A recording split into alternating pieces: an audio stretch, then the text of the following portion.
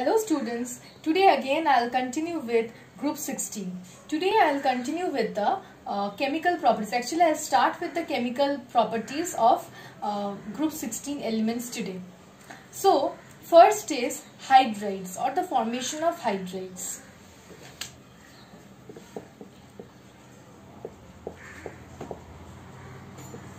The hydrides of group 16 are H2O, H2S, H2SE, H2PE and H2PE.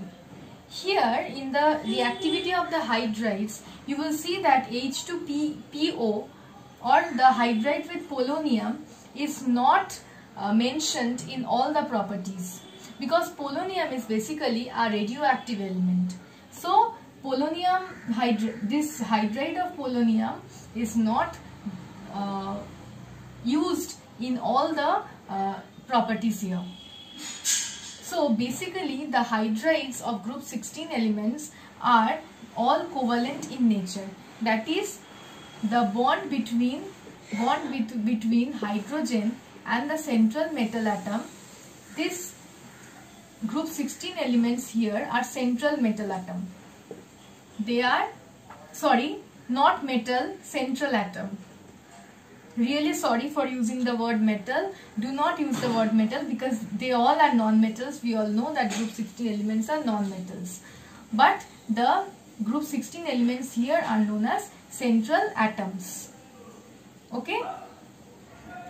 Now I'll start with the various properties of the hydrides.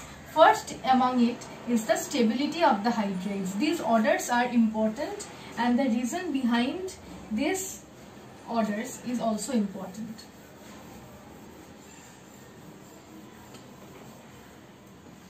First is stability.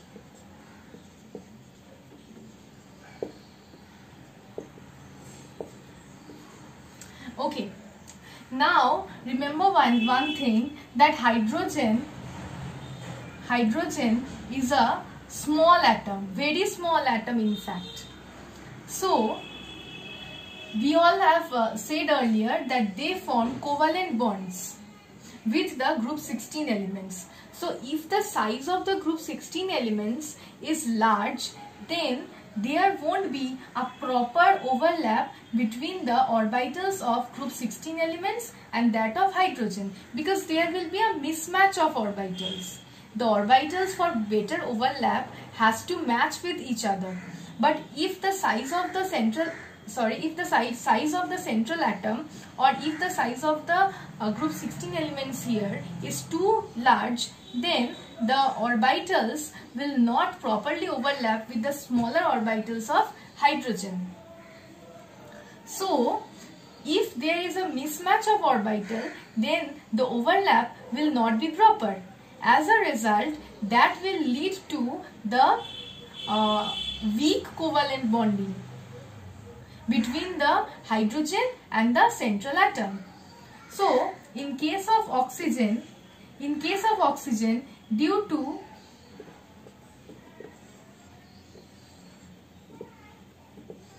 I'm just showing this, the overlap in this way. I'm not using the p orbital, s orbital. I'm not using all those complicated portions here, because here you just need to know that the overlap is a proper overlap due to proper match of orbitals. Only this you have to know. So I'm just showing this for your benefit or your better understanding. Okay, so see, hydrogen is a small atom, we all know. Oxygen size is also small because it is in period 2. So the overlap of the orbitals of oxygen with that of hydrogen will be better as compared to the other elements. We all know that down the group size, atomic radii increases. We all know. So oxygen, among group 16 elements, oxygen has the smallest size, and as we move from oxygen to selenium, tellurium, polonium, the size continuously increases. So the smallest size of oxygen will have a better overlap with that of hydrogen. So the HO bond in water will be the strongest covalent bond.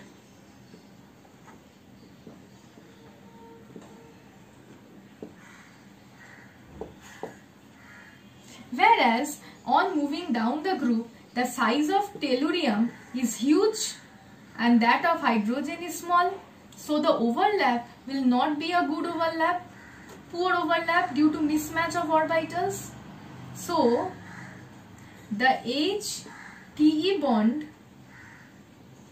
will be weaker covalent bond.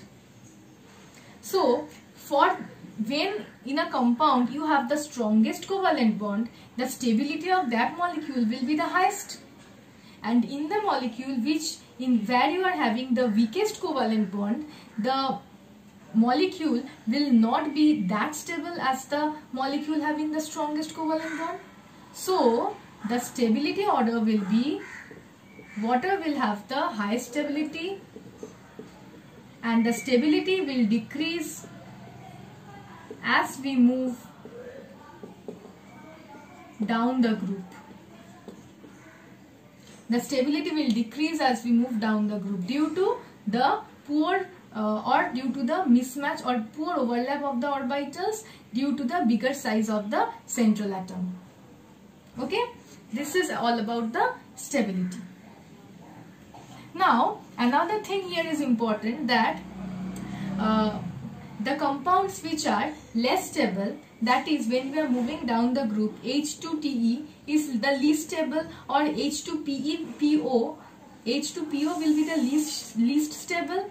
So on moving down the group, the stability decreases.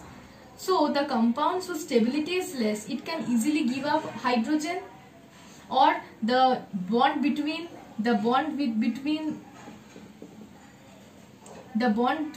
hydrogen and the central atom is weak, so it can break easily. That means that hydride can easily give up hydrogen.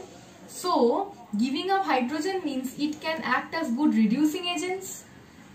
So on moving down the group, the reducing property of the hydrides also increases. Okay. Now I'll come to the next property, which is acidic strength.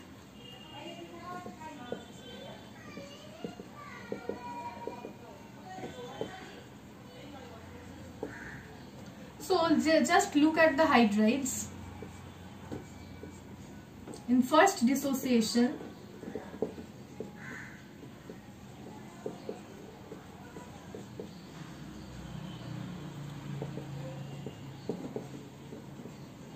okay, so the hydrides of group 16 are weak dibasic acids. Now, how will you explain the trend, acidic trend of the hydrides in group 16?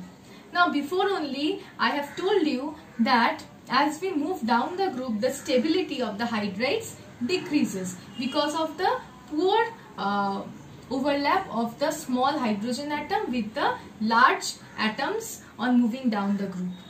Okay, so due to as we move down the group, due to poor overlap, the distance between the hydrogen atom and the nucleus of the central atom increases.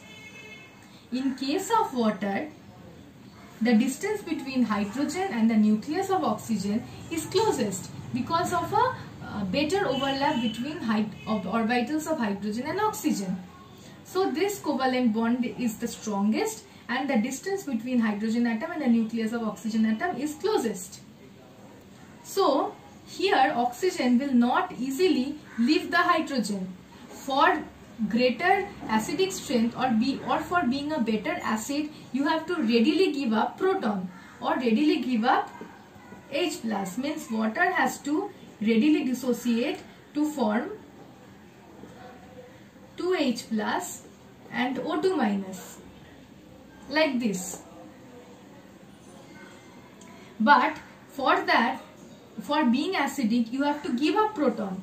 But if the bond between the central atom and hydrogen is strong, then that central atom will not readily give up the proton.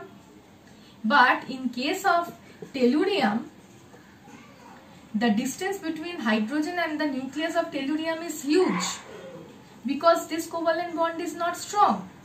So tellurium can easily give up the hydrogen. That is, tellurium will easily ionize, forming H+. So as we move down the group, the acidic strength increases.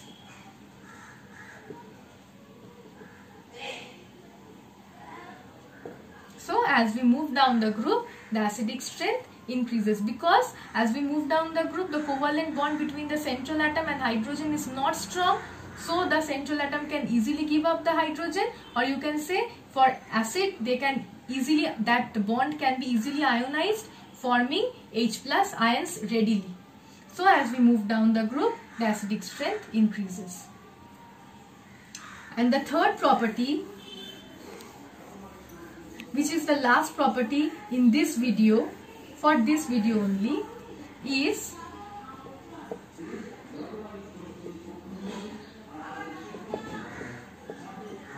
volatility. And here there is an important part, or you can say an interesting portion is present here.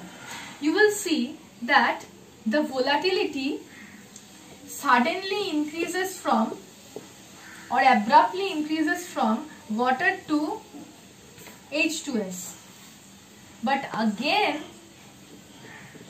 decreases as we move down the group. Now what happens in case of water, due to which its volatility decreases?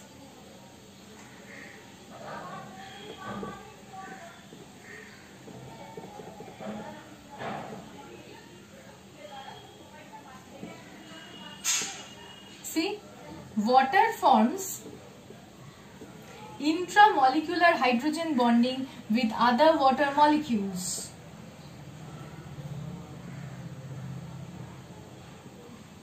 Now why only water forms intermolecular hydrogen bonding? Intermolecular means one molecule will form hydrogen bonding with the other molecule. That means intermolecular. So water forms intermolecular hydrogen bonding. Association of water molecules with each other takes place. As a result, this association, to break this association, a huge amount of heat is required. So the volatility is less in case of water. Now why intermolecular hydrogen bonding takes place in water? Because of the polarity of the HO bonds. Why? Because there is a huge oxygen is highly electronegative. There is a huge electronegativity difference between hydrogen and oxygen. So the HO bond is highly polar and the charge separation takes place well. So there is intermolecular hydrogen bonding present in water only. And due to this, to break this association, huge amount of heat is required. So volatility of water is the least. And again, in case of H2S, H2AC, H2TE, there is no intermolecular hydrogen bonding. So the volatility abruptly increases from water to H2S. Okay, now why again the volatility decreases from H2S to H2TE? This is because on moving down the group, the molecular weights increases. Means the molecular weight of H2S is less than that of H2AC, because the size of H2AC is more, so its weight will be more. So the molecular weight decreases from H2S to H2AC to H2TE. So since the molecular weight increases from H2S to H2AC to H2TE, with increase in the molecular weight, the van der Waals force also increases, because we all know that the van der Waals force increases with the increase in size of the compounds. So on increasing the molecular weight down the group, the van der Waals force increases, and with the increase in the van der Waals force, the breaking of, or you can say the on heating the molecules do not vaporize easily. More the van der Waals force, less will be the volatility. So from H2S to H2TE, the volatility again decreases. So this is the trend of volatility. In the next video, I'll continue with the structure of the hydrides, and then I'll go to the monohalides. Halides are also important. The structures of the halides are important. So after this video, I'll continue with the structure of the hydrides, and then I'll continue with the monohalides. Thank you.